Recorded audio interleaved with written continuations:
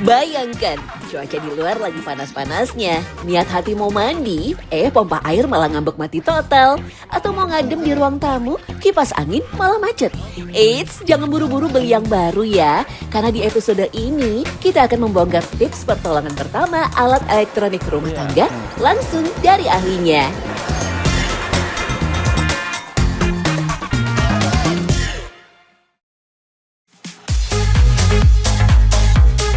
Salah satu yang paling sering dirasakan manfaatnya tentu mesin pompa air. Tapi layaknya alat elektronik lain, pompa air terkadang ngadat, nggak mau nyedot air. Nah, para millennials dan generasi di atasnya rata-rata sudah paham cara memancing pompa agar aliran air kembali lancar. Kencang. Nah, tapi kalau misalkan mesin pendorong airnya udah mati, dia pasti akan segini. Jadi pertama kita pancing pakai gayung dikasih air. Nah, yang kedua kalau itu nggak mempan juga, biasanya itu masalahnya itu di dalamnya itu suka ada tanah yang masuk ke pipanya. Nah, itu yang kita harus bisa panggil teknisi gitu. Jadi penanggulangan pertama itu kita ambil gayung, terus kita masukin ke tempat airnya itu.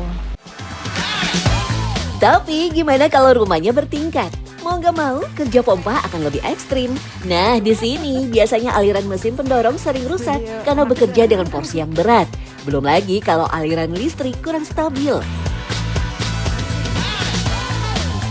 Tipsnya, Secret Lovers bisa menyetok kapasitor mesin air agar bisa melakukan servis cepat tanpa nunggu tukang. Nah, itu makanya kita harus punya cadangan. Karena ini kan kita nggak pernah tahu kapan matinya. Waktu itu yang sering sih malam. Nah, ini kan tinggal diganti dong cepet. Kalau malam kan toko-toko udah banyak yang tutup. Nah, ini sih yang rekomendasi aku yang harus ada standby di rumah.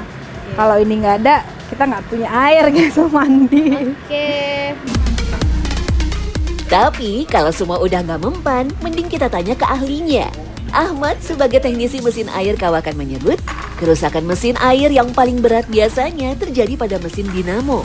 Toren atau tandon air menjadi salah satu yang meringankan beban kerja pompa. Yang paling sering gulungan terbakar karena pemakaiannya terlalu over, terlalu lama gitu kan, bisa panas jadi gulungannya kena kebakar. Oke. Terus itu solusinya gimana Bang buat ngejaga biar pompa airnya awet? Harus pakai toren biar pemakaiannya nggak terlalu over, jadi bisa istirahat pompanya gitu kan, berapa jam sekian gitu kan, jadi nggak terlalu over lah, nggak panas. Dan salah satu tips menjaga keawetan ternyata ada pada awal pemasangannya. Mesin air sebisa mungkin diletakkan di dalam ruangan. Harus, ya nggak kena hujan, nggak kena matahari, nggak ada keroposan, nggak ada karatan gitu kan. Keroposan juga menyebabkan pompa jadi macet. Gitu. Berarti yang biasanya bikin macet dan rusak itu panas? Panas, biasanya kena panas, kena hujan, kena air, jadi koslet. Timbul kosleting pada gulungan. Krisis air sudah aman, tapi badan masih gerah. Pahlawan kedua kita di musim panas tentu saja kipas angin. Kalau yang satu ini rusak di waktu yang gak tepat, pasti gak enak banget ya. Tapi jangan khawatir, karena ternyata modal obeng dan tetesan minyak saja bisa menyelamatkan kipas angin yang macet. Yang pertama itu dilepas, nah kita puter baling-balingnya. Kalau dia agak seret itu berarti bosinya ada kotor. Biasanya ditetesin minyak atau oli. Kalau udah muter lagi biasanya udah mau. Itu bisa dilakuin di rumah? Itu bisa dilakuin di rumah. Sama kalau dilakuin tahap tadi nggak mau, berarti kapasitornya harus diganti. Yap, yang pertama harus dicek adalah bushing atau bantalan penopang poros kipas angin. Kalau bushing kotor dan tersendat, kipas biasanya mulai terlihat pelan memutar. Sebelum itu terjadi, kipas mending dibersihkan secara berkala.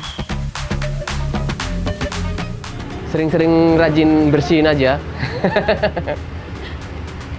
Bersihin debu-debu itu kan pengaruh banget. Jadi masuk ke bushing jadi bikin macet. Terus pengaruh lagi kalau misalnya kosong ini nggak ada orang dihidupin terus kan pengaruh juga. Bagusnya dimatiin aja kalau lagi nggak dipakai gitu, nggak ada orang apa. Kebanyakan kalau kipas angin kan kita pergi main hidupin aja, lupa gitu.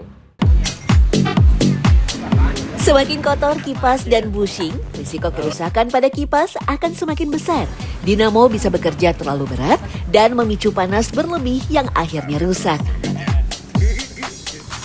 Tapi untungnya, dinamo juga banyak dijual di marketplace Secret Lovers. Mau ganti langsung pun bisa ke tukang servis. Ngebantu banget.